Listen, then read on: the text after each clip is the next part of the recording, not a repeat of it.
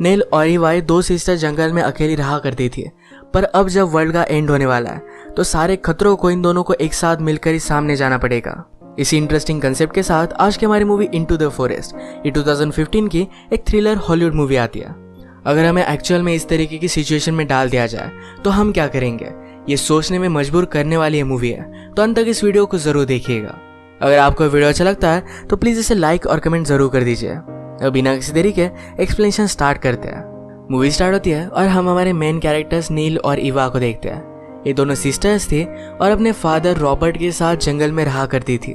इवा को एक डांसर बनना है, तो इस वजह से डांसिंग कंपटीशन के लिए वो बहुत मेहनत करती है। नेल अब कॉलेज जाने वाली थी, तो इसके एंट्रेंस एग्जाम के लिए वो भी बहुत अच्छे से मेहनत करती है। बीच बीच में सिटी में आते रहते हैं, अपने फ्रेंड से मिलते हैं, इवा अपने क्लासेस वगैरह करती है। एक रात जब इनका नॉर्मल रूटीन चल रहा था तभी अचानक से लाइट चले गए। नेल ने अपने फादर से कहा कि हमारे पास तो सोलर पैनल है, क्या आपने अब तक उसका इन्वर्टर लाया नहीं। रॉबर्ट कहता है कि अब 1-2 दिनों में वो आने वाला था, इनके पास अब ज्यादा ऑप्शन नहीं, तो बिना इलेक्ट्रिसिटी के रहना पड़ता है। नेल को स्टडी करना था तो गाड़ी की ट्रंक से वो लैंप लेकर आती है। उसने डिक्की को बंद किया था पर वो खराब थी, तो इस वजह से ओपन हो गई। ओपन होने के साथ गाड़ी की लाइट्स भी ऑन हो गए थे।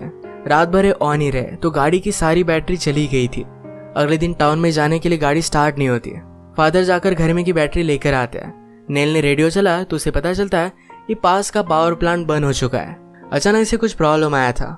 फादर ने न्यू बैटरी लगाने का ट्राई किया पर ये वर्क नहीं करती। अब गाड़ी को स्टार्ट करना इनके लिए बड़ा प्रॉब्लम था।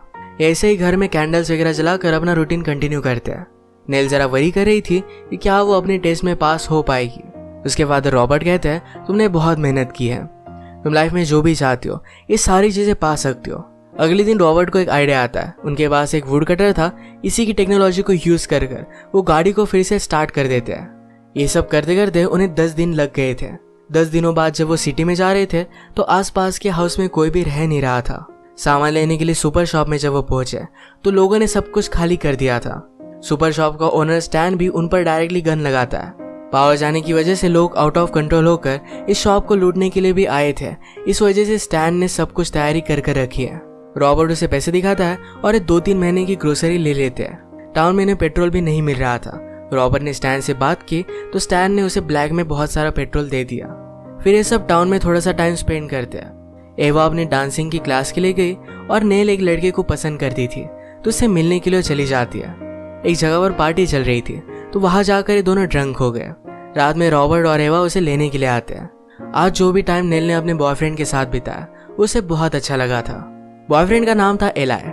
एवा को आज जरा बुरा लग रहा था। उसे लगता है कि शायद वो इतनी अच्छी डांसर नहीं है, वो कंपटीशन में जीत नहीं पाएगी। नेल उसे कहती कि ज्यादा वरी मत करो, तुम एक बेस्ट डांसर हो। घर जाते वक्त उन्होंने देखा कि एक जगह पर कुछ आदमी रुके हुए थे। रॉबर्ट क्या हुआ है देखने के लिए गाड़ी रोक लेता है, पर उन लोगों के पास गन थी। उन्होंने कहा कि जल्दी से यहाँ से चले जाओ। अब ये लोग क्या कर रहे थे, क्या वहां पर कोई इंजर्ड था, इसके बारे में हमें पता नहीं चलता, पर ये जो सारी सिचुएशन है ये बहुत ही ज्यादा आउट ऑफ कंट्रोल और डेंजरस है। अगले दिन ब्रेकफास्ट करते वक्त नेल अपने फादर से पूछती है नेक्स्ट टाइम हम सिटी में कब जाएंगे। तो फादर ने कहा ये कुछ भी फिक्स नहीं है। अब उनके पास सप्लाईज थी और ये वक्त बहुत ही खराब है, तो इस वजह से इन्हें फिर से टाउन में जाना जरा अवॉइड करना पड़ेगा। नेल फिर से एलाय को देखना चाहती थी, तो इस बात से वो डिस्टर्ब हो गई। एक दिन रॉबर्ट पेड़ तोड़ने के लिए गए हुए थे। अचानक से उनकी चीख नेल और एवा को सुनाई देती है। ये भागते भागते वहां पर पहुंची तो रॉबर्ट ने एक्सीडेंटली अपने पैर को कट कर दिया था। उनका बहुत सारा खून बह चुका था। वो इनसे कहते हैं तुम दोनों को कुछ भी नहीं होगा, एक दूसरे का ख्याल रखना। नेल और एवा ने उन्हें बचाने की बहुत कोशिश की पर कुछ भी कर नहीं पाए। वहीं पर उनकी डेथ हो जाती है। रात भर उनके पास ही पड़ी रही। अगले दिन वो उन्हें बरी कर देते हैं। ये दोनों बेचारी इस बात से बहुत ज्यादा दुखी थी। उनके बचपन में उनकी मदर की डेथ हो गई थी, तो उनके फादर ही उनके लिए सब कुछ थे। अब ये एक दूसरे का सहारा बनती है। खुद अपने काम में कॉन्सेंट्रेट करने का कोशिश करती है, पर कोई भी कर नहीं पाता। अब इलेक्ट्रिसिटी भी नहीं है तो म्यूजिक भी नहीं चला सकते, तो एवा घर की घड़ी की आवाज पर ही डांस करती है। ऐसे डांस करते करते वो तंग आ गई थी। अलग काम में उसने कॉन्सेंट्रेट करने की कोशिश की, पर वो ये सब कर नहीं पाती। उसने फिर नेल से बात की। कहती है कि थोड़े टाइम के लिए हम जनरेटर लगा लेते हैं। वो सब चीजों से तंग आ गई थी और एक एस्केप चाहती थी। नेल ने उसे कहा जनरेटर के लिए हमें फ्यूल की जरूरत पड़ेगी और फ्यूल हमारे लिए सिटी में जाने के लिए है। एवा कहती कि हम सिटी में जा सकते हैं, फिर भी हमारे पास थोड़ा फ्यूल बाकी रहेगा। नेल ने कहा कि हमें इमरजेंसी के लिए उसे रखना चाहिए, हम इस तरीके से ऐसा स्पेंड नहीं कर सकते। एवा को आज म्यूजिक की बहुत जरूरत थी, तो इस बात से वो बहुत अपसेट हो जाती है। वो इतनी अपसेट हो गई कि नेल से बात करना भी उसने बंद कर दिया था। इनके पास कुछ मुर्गियां थी, तो अंडे वगैरह खाकर इनका ब्रेकफास्ट हो जाता था। एक रात जंगली जानवर आकर इन मुर्गियों को लेकर जाते हैं। बेचारी नेल को ये देखकर बहुत बुरा लगा था। एवा उसे थोड़ा सा भी बात नहीं करती, उसे अकेला ही खाना खाना पड़ता है। नेल ने एवा को समझाने की कोशिश की, पर एवा कहती है अगर मॉम जिंदा होती तो समझ सकती कि मैं क्या महसूस करती हूँ। रात में नेल को सपना आया कि उसके फादर की ग्रेव को जंगली जानवर खोद रहे हैं। इस सपने की वजह से वो बहुत ज्यादा डिस्टर्ब हो गई थी। एवा देखकर उसे सहारा देती है। उसने रियलाइज किया कि एक दूसरे से झगड़ नहीं सकती, दोनों को एक दूसरे की बहुत जरूरत है। थोड़े दिनों में यहाँ पर बारिश भी स्टार्ट हो गई। छत से थोड़ा थोड़ा पानी नीचे आने लग गया था। एक रात ऐसे ही नेल अपने बुक्स ढूंढ रही थी तो वहां पर उसे चॉकलेट का बॉक्स मिला। उसमें एक ही चॉकलेट थी और कुछ गम था। वो एवा को अपने पास बुलाती है। एवा इस पर ध्यान नहीं देती तो उसने चॉकलेट खा लिया। इतने दिनों के बाद चॉकलेट मिलना ही उसे बहुत अच्छा लगा था। एवा आकर उसे कहती है कि प्लीज मुझे 10 मिनट के लिए जनरेटर स्टार्ट करने दो। नेल ने कहा कि हम जनरेटर तो नहीं स्टार्ट कर सकते, पर मेरे पास तुम्हारे लिए गम है। ये गम देखकर उसे बहुत अच्छा लगता है, पर बाद में उसने रियलाइज किया कि यहाँ पर चॉकलेट भी होगा। नेल कहती कि तुम्हें तो चॉकलेट पसंद नहीं था, ये उसने खा लिया। इस बात पर एवा और उस पर गुस्सा हो गई। यह फिर से झगड़ते उससे पहले बाहर से उन्हें कुछ आवाज आया। डर कर अपने डैड की गन इन्होंने निकाली।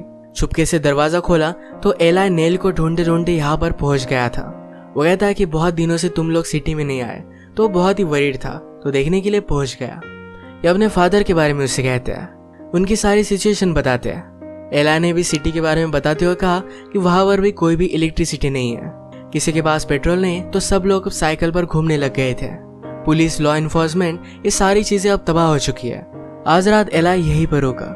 सुबह होने पर नेल उसे एक जगह दिखाने के लिए लेकर जाती है।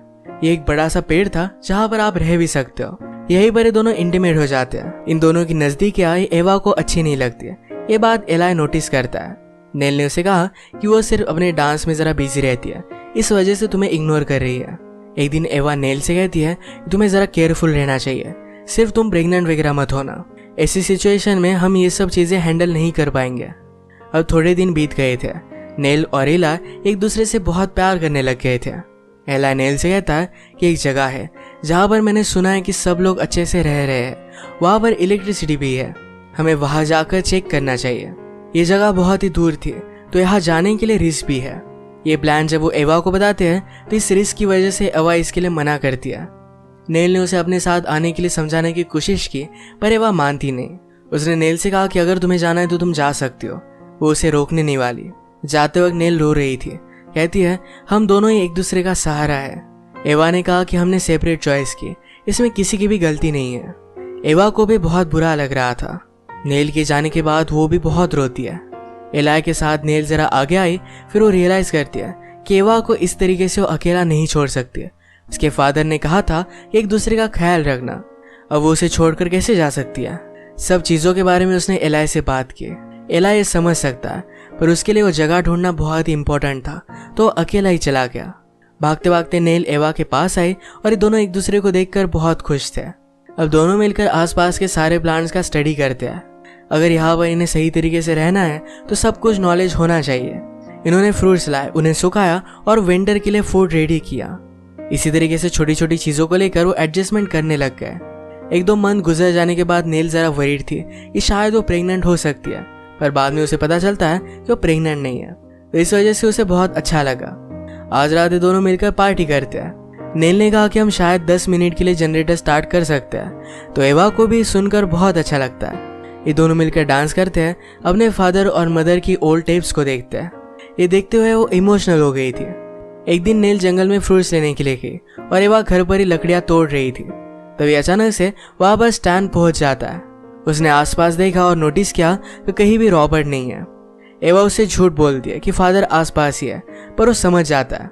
वो स्लोली उसके पास आ गया और जबरदस्ती इंटीमेट हो गया। नेल वापस आने के बाद एवा को बहुत बुरी कंडीशन में पाती है। उसने उसकी हेल्प दी, उसे सहारा दिया, पर एवा बहुत ज्यादा डिस्टर्ब हो गई थी। उसे आजकल कुछ भी करने के लिए मूड नहीं था, खाना भी बहुत कम खाती थी। एवा ने नोटिस किया कि जाते वक्त स्टैन उनका पेट्रोल भी लेकर गया था, पर नेल स्मार्ट थी। उसे पूछे बिना एवा पेट्रोल ले सकती है, तो इस वजह से नेल ने पेट्रोल को छुपा दिया था। एक दिन नेल ने एवा को चीयर अप करने के लिए जरा म्यूजिक चलाया, पर एवा को ये भी अच्छा नहीं लगता। नेक्स्ट सीन में नेल को अपने फादर का इन्वेलप मिलता है, उस पर पंपकिन लिखा हुआ था। उसके फादर हमेशा उसे पंपकिन बुलाया करते थे, तो उसे लगता है शायद उसके फादर उसके लिए लेटर छोड़ कर गए हैं। ये उसने ओपन किया तो इसमें पंपकिन के सीड थे। इन दोनों को बहुत बुरा लगता है। आजकल एवा घर के बाहर भी नहीं निकलती थी। एक दिन जब नेल घर के बाहर वुड तोड़ रही थी तो उसे चोट आ जाती है। उसके बैक पेन की वजह से उठ भी नहीं पा रही थी, तो एवा को फाइनली अपनी सिस्टर को बचाने के लिए घर से बाहर आना ही पड़ा। नेल को बचाने के बाद एवा रोने लग जाती है। वो कहती कि अब मैं बहुत ज्यादा डरती हूँ। कभी कभी उसे लगता है कि जैसे वो डूब रही हो। एक दूसरे को सहारा देती है। एक दिन एवा को उल्टी हो गई। इन्हें पता चला कि वो प्रेग्नेंट है। नेल द्वारा नेचुरली ऑपरेशन कैसे करे इसके बारे में स्टडी करने लग गई। एवा ने उसे कहा कि मैं बेबी को रखना चाहती हूँ। अपने पेरेंट की गलती की सजा ये बच्चों को नहीं भुगतनी चाहिए। इस बच्चे की वजह से उसे जीने के लिए एक सहारा मिला था। अब इसके बाद हम देखते हैं कि कुछ मंथ्स गुजर चुके हैं। प्रेगनेंसी में एवा को प्रोटीन वगैरह नहीं मिल रहे थे, तो इस वजह से वो पेल लग रही थी।